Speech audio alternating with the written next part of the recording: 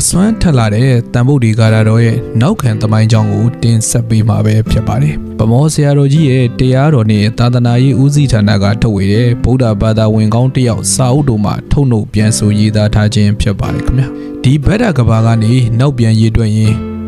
20အသင်ချေနဲ့ကဘာတသိမ်းမှာဒီပင်ကရာမြတ်စွာဘုရားပွင့်တော်မူပါတယ်။ဒီပင်ကရာဘုရားနှစ်ဆူရှိပါတယ်။လွန်ခဲ့တဲ့20အသင်ချေနဲ့ကဘာတသိမ်းကပွင့်ခဲ့တဲ့ဒီပင်ကရာဖျားကအရင်ပွင့်လို့ပောရဏဒီပင်ကရာလို့ခေါ်ကြပါတယ်။အဲ့ဒီပောရဏဒီပင်ကရာဖျားလက်ထက်မှာယဟန်ငယ်တစ်ပါးကဖျားရှင်ရဲ့ကျောင်းဆောင်တော်မှာ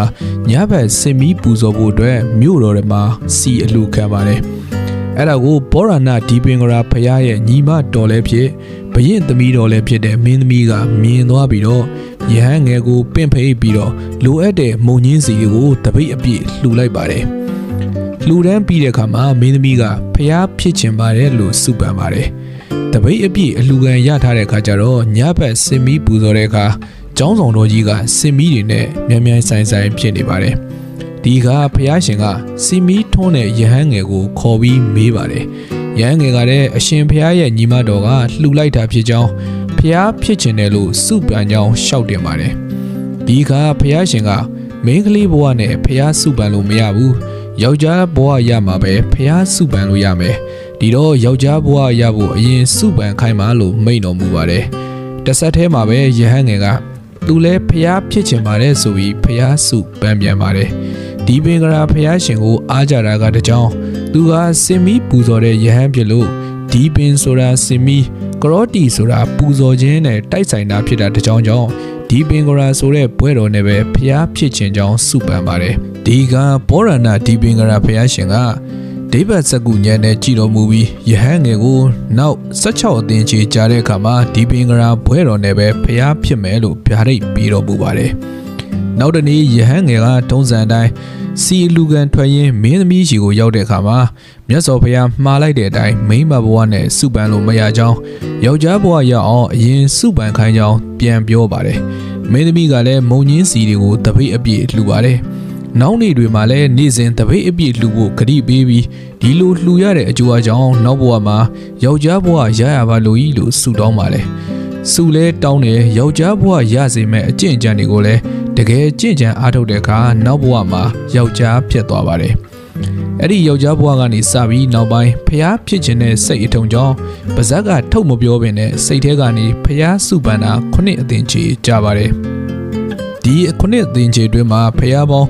1,25,000ပွင့်တော်မူခဲ့ပါတယ်နောက်ပိုင်းဘဝဒီမှာဖျားဖြစ်ခြင်းနဲ့အထုံဆွဲကြီးလွန်းလာရဲ့ကြောင့်စိတ်ထဲကနေမကတော့ပဲနှုတ်ကပါဖျားစုပန်ပါတယ်ဒီလိုနှုတ်ကနေဖျားစုပန်တာ9အသင်ချေရှိပါတယ်ဒီ9အသင်ချေကာလအတွင်းမှာဖျားပေါင်း3,8,9,000ပွင့်တော်မူခဲ့ပါတယ်မိမဘဝရပြီးယောက်ျားဘဝကိုစရတဲ့အချိန်ကနေစလို့စိတ်နဲ့ဖျားစုပန်တဲ့9အသင်ချေနှုတ်နဲ့ဖျားစုပန်တဲ့9အသင်ချေပေါင်း16အသင်ချေအတွင်းမှာဖျားပေါင်း9,12,000ပွင့်တော်မူခဲ့ပါတယ်16အသင်ချေကြားတဲ့အခါမှာတော့ပောရဏဒီပင်ကရာမြတ်စွာဘုရားစီကဗျာဒိတ်တော်ရထားတဲ့ယဟန်ငယ်လေးကဒီပင်ကရာဆိုတဲ့ပွဲတော်နဲ့ဖျားဖြစ်တော်မူပါတယ်ဒီပင်ကရာမြတ်စွာဘုရားကြွလာတဲ့လမ်းမှာတရားခင်းတာအချိန်မမီတဲ့အတွက်သူ့မိသားရှင်ရသေးကကိုတရားခင်းပြီးတော့လှူဒန်းပါတယ်ဒီပင်ကရာဖျားရှင်ကကြည်တော်မူတဲ့အခါသူ့မိသားရှင်ရသေးကပောရဏဒီပင်ကရာဖျားလက်ထက်သူယဟန်ငယ်ဘဝနဲ့ဗျာဒိတ်တော်ရတဲ့ဘဝတုန်းကသူ့ကိုမုံညင်းစီလူတဲ့မင်းသမီးဖြစ်နေတာကိုမြင်တော်မူပါတယ်အဲ့ဒီကဖျားရှင်ကမင်းသမီးလေးဘဝဖြစ်စဉ်ကိုပြန်ပြောင်းဟောပြပါတယ်ပြီးတော့မှနောက်4အသင်ချေနဲ့ကဘာတသိန်းကြာတဲ့အခါမှာဖျားဖြစ်မယ်လို့ဗျာဒိတ်ထားတော်မူပါတယ်မုံညင်းစီလှူခဲ့တဲ့အကျိုးကြောင့်လူဖြစ်တဲ့နောက်ဆုံးဘဝမှာတိဋ္ဌထမင်းသားဖြစ်လိမ့်မယ်လို့ဟောတော်မူပါတယ်တိဋ္ဌထဆိုတာမုံညင်းတေလဆိုတာစီတိဋ္ဌထတေလဆိုတာမုံညင်းစီလို့အဓိပ္ပာယ်ရပါတယ်သူ့မိသားယသိဘဝနဲ့ဒီပင်ကရာဖျားစီကဗျာဒိတ်တော်ရတဲ့အချိန်ကနေကိုတော်တိုင်းဖျားဖြစ်တော်မူတဲ့အချိန်ထိဂျားကာလ4အသင်ချေနဲ့ကဘာတသိန်းအတွင်းမှာပွင့်ခဲ့တဲ့ဖျားပေါင်းက28စုရှိပါတယ်အဲ့တော့စိတ်နဲ့စုပန်တဲ့ကာလရဲ့နှုတ်နဲ့စုပန်ခဲ့တဲ့ကာလဗျာဒိတ်တော်ရတဲ့အချိန်ကနေကိုတော်တိုင်းပွင့်တော်မူတဲ့အချိန်ထိအတွင်းမှာဖျားပေါင်း9,12,028စုပွင့်တော်မူပါတယ်ဒါကြောင့်တန်ဗုဒ္ဓီခါရတော်ကြီးမှာ တန်ဗုဒ္ဓေအထဝေသင်းစာဒွါရသင်းစာသဟတကေပိစတတ္တသဟတာနိနမာမိတိရတမဟံအပကဝါလူကဂင်းကအနန္တာနေဗုဒ္ဓဇီနာတေတံဓမင်္စတန်ကင်္စအာဒရေနနမမဟံနမကာရနုဘာဝေနဟိတရာတက်ပေဥပတဝေအနေကအန္တရာယာပိဝိနာတန္တုအတေတတော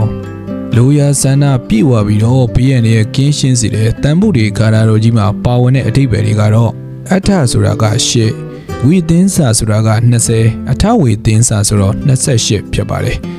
ဒွါတတ္တဆိုတာကတော့7သဟံဆိုတာကတော့1000ဒွါတင်စသဟတကေဆိုတော့12000ကိုရည်ညွှန်းပါတယ်ပြေစဆိုတာက9တတ္တဆိုတာက100ပြေစတတ္တဆိုတော့900ဖြစ်ပါတယ်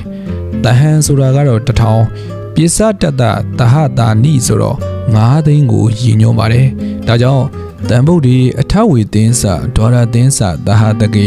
ပိစတတ္တသဟတာနိဆိုတာကတော့9သိန်း12028စုသောတမ္မာတန်ဗုဒ္ဓဘုရားရှင်တို့ကိုနမာမိရှ िख ိုးခြင်းနဲ့တိရတာဥကောင်းဖြင့်အဟံကျွန်ုပ်သည်နမာမိတိရတာမဟံ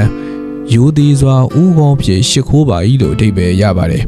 ဒါကြောင့်ဥခေါင်းပြည့်ရှ िख ိုးတယ်ဆိုတာလက်အုပ်ချီပြီးခေါင်းပေါ်တင်ထားတာကိုခေါ်တာဖြစ်ပါတယ်။နတ်ဒီပြမာတွေကတော့ဒီလိုပဲရှ िख ိုးကြပါတယ်။သာမန်ရှ िख ိုးတာကတော့ကိုရှိမှလက်အုပ်ချီပြီးဥညွတ်တာမျိုးဖြစ်ပါတယ်။ဆက်ပြီးတော့အဓိပ္ပာယ်ဖွင့်ရမယ်ဆိုရင်အပကာနဲသည်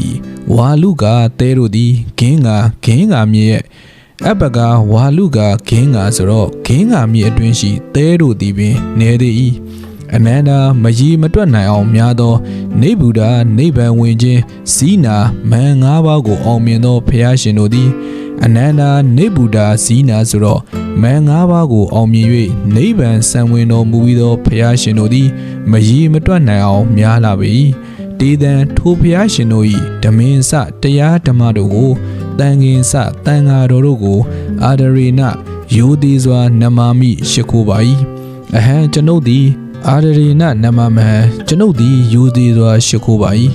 နမကဤသို့ရှ िख ိုးရသောနုဘာဝေနအကျိုးအကြောင်းဟိတ်ဒရာပေပြောက်ခြင်းတပ်ပေခတ်သိမ်းသောဥပတဝေဘေးရန်တို့သည်ဟိတ်ဒရာတပ်ပေဥပတဝေခတ်သိမ်းသောဘေးရန်တို့သည်ပေပြောက်ပါစေ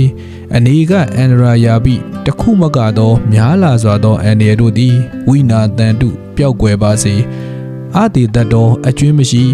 အနေကအန္တရာယာပိဝိနာတန်တုအာတိတတော်တခုမကများပြားလာသောအန္တရာယ်တို့သည်အကျွင်းမရှိပျောက်ကွယ်ပါစေဒါကြောင့်တန်ဖို့ဒီဂါရတော်ကြီးရဲ့အဓိပ္ပာယ်ကိုပြန်ကောက်မယ်ဆိုရင်တော့တန်ဖို့ဒီအထဝေသင်းစာဒွါရသင်းစာသဟတကေပိစတတသဟတာမိနမာမိတိဟတာမဟံ9,12028စုသောတမ္မာတမ္ဗုဒ္ဓဘုရားရှင်တို့ကိုကျွန်ုပ်သည်ဥကောင်းဖြင့်ယူသည်စွာရှ िख ိုးပါ၏အပကာဝါလူကဂင်းကအနန္နာနေဗုဒ္ဓဇီနာတေတံဓမင်္စတန်ကင်္စအာဒရေနနမမဟံဂင်းကမြေအတွင်းရှိသဲတို့သည်ပင်နေသည်မန်၅ပါးကိုအောင်မြင်ပြီးနိဗ္ဗာန်ဆံဝင်တော်မူပြီးသောဘုရားရှင်တို့သည်မရေမတွက်နိုင်အောင်များလာ၏ထိုဘုရားရှင်တို့နှင့်ထိုဘုရားတို့၏တရားဓမ္မတို့ကို၎င်းတန်ဃာတော်တို့ကို၎င်းကျွန်ုပ်သည်ယောသေးစွာရှ िख ိုးပါ၏နမကာရနုဘာဝေနဟိတရာတပ်ပေဥပတဝေအနေကအန္တရာယာပိဝိနာတန်တုအာတိတတော်ဒီလိုရှ िख ိုးရသောအကျိုးအကြောင်းခတ်သိမ်းသောဘေးရန်တို့သည်ပယ်ပြောက်ပါစေတခုမကသောအန္တရာယ်တို့သည်လည်းအကျွင်းမရှိပျောက်ကွယ်ပါစေလို့အဓိပ္ပာယ်ရပါတယ်ဒါကြောင့်ဒီလိုအစွမ်းထက်လာတဲ့တန်ဖို့တွေကရာတော်ကြီးကိုအဓိပ္ပာယ်မသိဘဲယူခြင်းတဲ့အဓိပ္ပာယ်သိတမိုင်းကြောင်းကိုသိပြီးယူခြင်းကပို့ပြီးတော့တရားကြီးညိုစိတ်ပုံမဖြစ်ပေါ်စေဖို့တင်ဆက်လိုက်ရပါတယ်ခင်ဗျာမူရင်းစာရေးသားသူအားလုံးကိုအထူးပဲကျေးဇူးတင်ပါတယ်ခင်ဗျာ